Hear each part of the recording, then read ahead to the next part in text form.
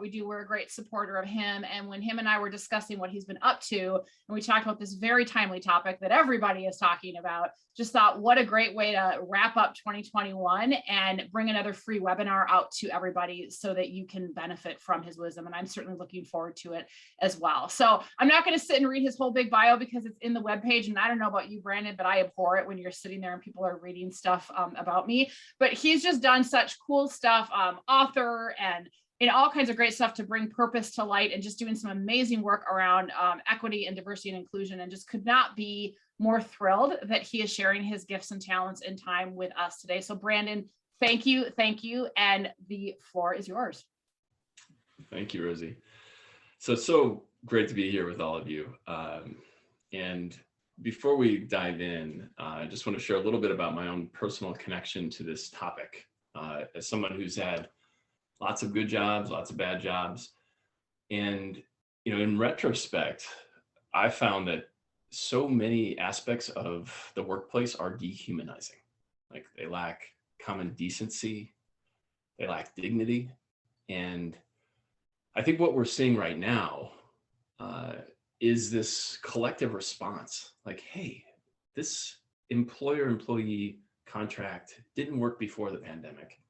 The pandemic just revealed like how ill-equipped we were to deal with these really human, biological, environmental issues. And so a lot of folks are just like, I give up, I'm done. I'm taking early retirement, sabbatical, extended leave of absence. And, I'm talking to CEOs just about every day, and they're seeing their turnover double, if not triple, because a lot of folks, despite their commitment to their craft, to their teams, are like, I'm out. I don't want to do it anymore.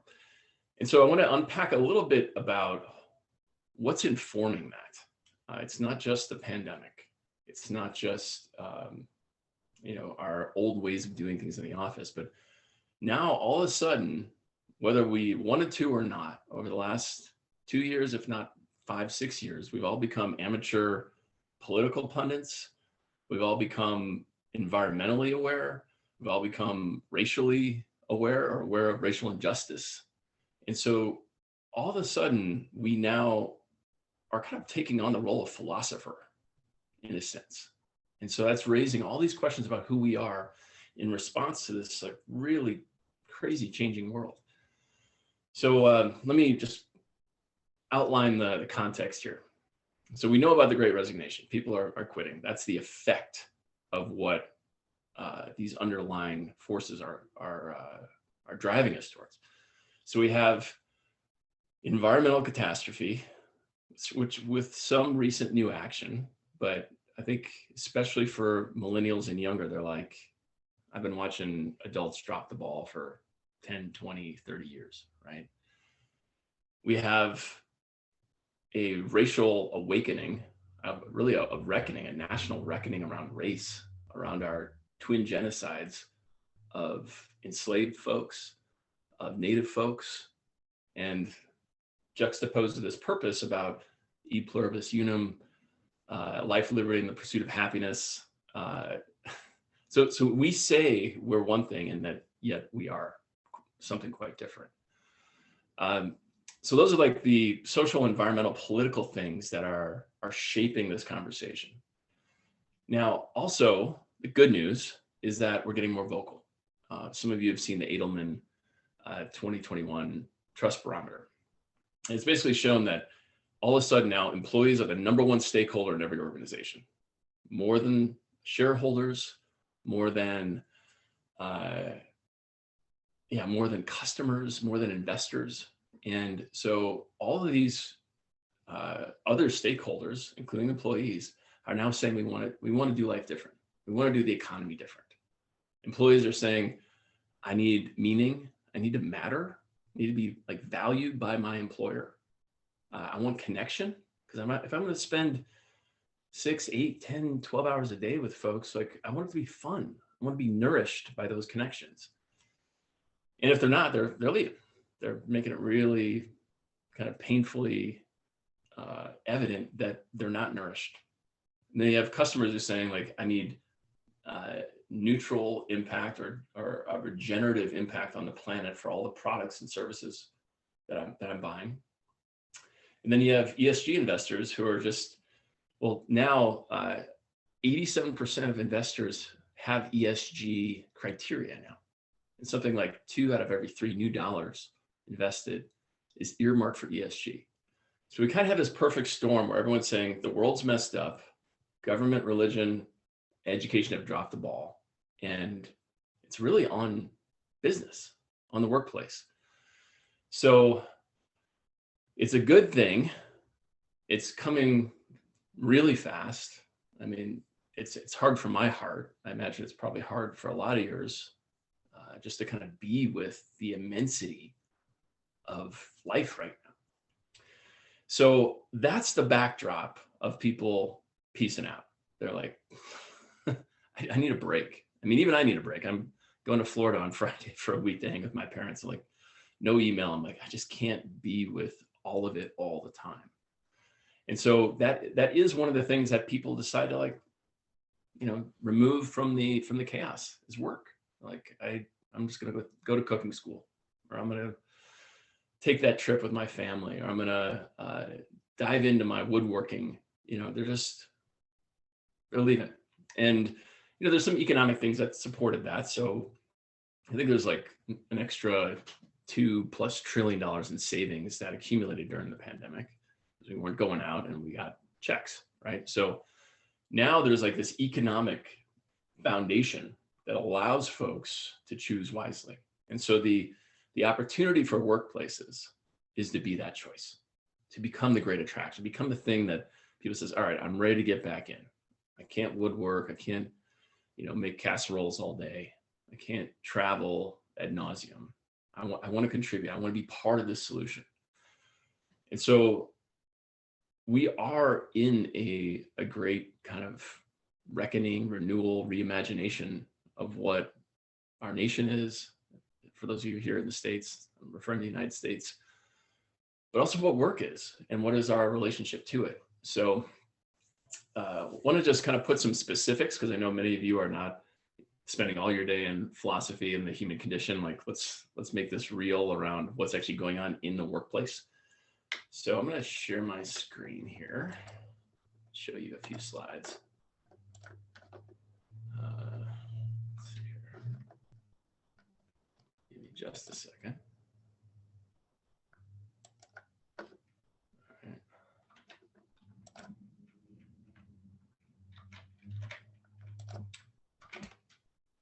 Oh, that didn't work. Let's try that again.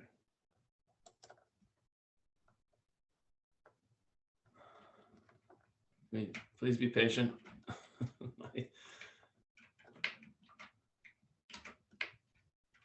All right, well, that's not gonna work. I'm just gonna go ahead and share what I got right here. Okay, you might be distracted by my tabs open. I was trying to avoid that. So when we're looking at, you know, what are the conditions that people are fleeing? Endemically, we're not doing well mentally and physically.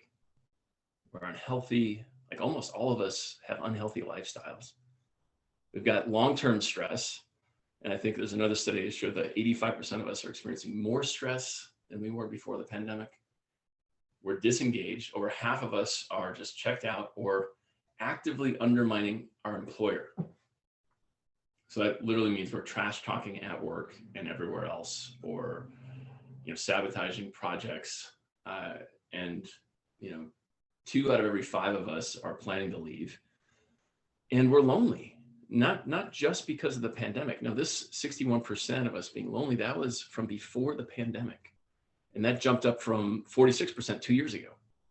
So now we're even more lonely because many of us are working from home and we're not able to enjoy the things we like to do, both in the office and outside. And we're unfulfilled. We want work that matters. Matters to us personally, matters to the planet, matters to our customers, matters to society. And organizations are just not really a fertile place for us to be fulfilled. So only 15% of us, that's like 1 in 7-ish, think it's possible that we can be fulfilled in our current job. So internally, how we've historically addressed our people problems is through these point solutions, these individual interventions for systemic issues. So we're like, okay, well, if people are sick, let's give them apps and pills and intranet resources. It must be their problem. If diverse candidates aren't thriving here, let's put all the white people in a compliance training around bias and systemic racism. Let's give diverse candidates ERGs and hiring and mentorship programs. And so the result is that these point solutions don't really work. Only a quarter of us use our wellness benefits. The last 2 decades of DEI has produced neutral and negative outcomes. And so we're starting to realize, okay, how we're thinking about this by treating every little symptom as its own disease doesn't work. Now, the same thing's happening in learning and development culture, right? So as you're likely aware, most learning and development is quite elitist, meaning people who are high performers or leaders, they get these awesome coaches and offsites, and everyone else gets this cruddy e-learning. We've all been there, just like click, click, click, click, click, click, click, click, trying to get through it so we can get back to our job or get home to feed the kids or whatever it is. Now, unfortunately, regardless of whether it's an offsite or a one-time training or e-learning, 90% of it is wasted. It's literally forgotten within 7 days. So the $450 billion global L&D market is, we can make the arguments largely just throwing money down the toilet. Now, culture is another thing that really just kind of irks me. I'm very happy to see the word culture put into titles, but historically, it's not been on anybody's job description. It's basically been this thing that's an afterthought that, some office mom, I use that word in quotes, it can be any person, man, woman, white, black, gay, straight, some office mom takes on the role of culture, but it's not part of their job description. They have no time, no resources. And what ends up happening is that they end up repeating the same mistakes over and over and over again, like edifying the existing poor health of the organization in these live events, whether it's a all hands or an ice cream social or a volunteer thing. So it's not intentionally crafted. And what research has shown is that folks really bristle at these like forced culture things, whether it's a Zoom happy hour or some kind of challenge. And it's because the dynamics, they don't want to be a part of them in the first place. And they definitely don't want to be compelled or, shamed into participating in it because it's not fun. It's not enjoyable. And the result is that now, companies are struggling to retain new remote hires. So when I'm talking to folks, they usually say that there's like this cliff. So everyone who came on board during the pandemic, they went through this awesome kind of onboarding, learning curve. But then after 6 months, they didn't have the relationships. They didn't really know how to be together. So they started to look elsewhere because they're like, I don't even know these people. That's just a flickering box on my screen. Like, why do I want to sit around and just sit in my room or my dining table and be a part of this company that I have no connection to? So the old way of doing HR, L&D, wellness, DEI culture doesn't work. Now, the new way is basically to activate purpose and belonging in small, diverse groups. Now, I say the new way, this is our approach here at Unity Lab, but this is not actually that new. Intergroup contact theory has been around since the 50s. And basically, it's when we put diverse people together in small groups and give them a task, they thrive and they end up creating these connections across difference. So this is actually a very old thing that we've done in the social sector, that we've done in the military, that we've done to integrate schools in the 70s. And so what I suggest, and what the work that we do shows, and I'll show you some research on this, is to create small, diverse learning groups where people get to self-reflect on their purpose and values, take some new actions, and then talk about what they're experiencing for an hour with these small, diverse groups. Now, the results of this approach, specifically around purpose, it's like everything improves. So tenure goes up, productivity goes up, innovation goes up by 30%. People are more resilient. They're taking fewer days of PTO because they're healthier and they're excited. They're more committed to the organization. They're more fulfilled at work. And as a result of these diverse small groups, out-group bias reduces by 94%. And purpose specifically reduces anxiety in diverse environments.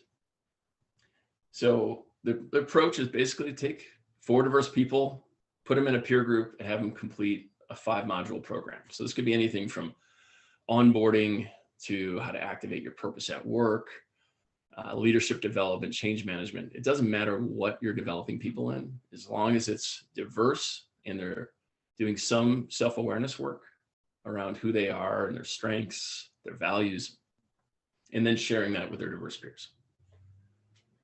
Now, again, this is just our approach. Lots of folks do it differently. Imperative's got their model. Ion Learning's got their model. But essentially, we introduce the journey. You have a live kickoff call. Folks get to meet in their small groups, break the ice. And then they move through a series of 5 sessions where they're learning new skills, self-reflecting, self-disclosing. And what I found is that usually by session 2 or 3, this group cohesion starts to come in and norms start to form. So they've already kind of created their agreements. So there's like confidentiality and I statements and things like that. But by about session 2 or 3, they're like, these are my people who I didn't know before, people who don't look like me, don't love like me, don't worship like me, don't go to the bathroom like me. They're my people. So we're breaking down these silos between in-groups, out-groups, between headquarters and satellite, between product and sales, and genuine, authentic human connection is the result. And like I said, that piece of this is because they're doing self-reflection. So they're bringing a new piece of themselves, something they haven't shared in the sales meeting or the weekly stand-up. And so folks are starting to relate to each other as human beings. They're rehumanizing themselves through relationship. And then at the end, we celebrate. We share wins. Everyone gets their certificate, and they start to see, oh, wait a minute, this wasn't just my small group. Our entire company just went through a massive shift in what it means to be a human being at work. And so all these networks start to happen. And then they're enrolled in their next journey, whether that's a month or next quarter. And so this cadence of 2 to 3 times a year of always knowing you're going to be learning at work. So you're going to be developing new skills as a leader, as a team member. Always knowing you're going to meet diverse people. Always knowing you're going to have new relationships keeps people engaged. That's what has them say, this is a great place to work. So we see massive shifts in employee net promoter score, intention to leave, engagement, fulfillment. And of course, we roll up the results. Now, the last thing I'll share is when I was at Ion Learning in 2019, 2020, I was very lucky. I got to co-author a study on this approach, basically putting people into small, diverse groups, having them learn something over time. And the results in terms of learning, in terms of relationships, and in terms of actions were pretty unprecedented, meaning that folks are learning more from their peers. There's an imperative study that shows that 80% of us learn as much or more from our peers than we do from managers and trainers. They know how to apply it. They're seeing new perspectives on their work challenges, and it's opening their hearts. So they're experiencing empathy from their diverse peers. They're experiencing respect. There's another stat from the study that 94% of folks feel comfortable discussing their anxieties and fears with each other. And so we're essentially creating the conditions for humans to be great humans with each other. And this is translating into action. So 85% of folks take new actions, and over 3/4 embed this learning in their daily habits.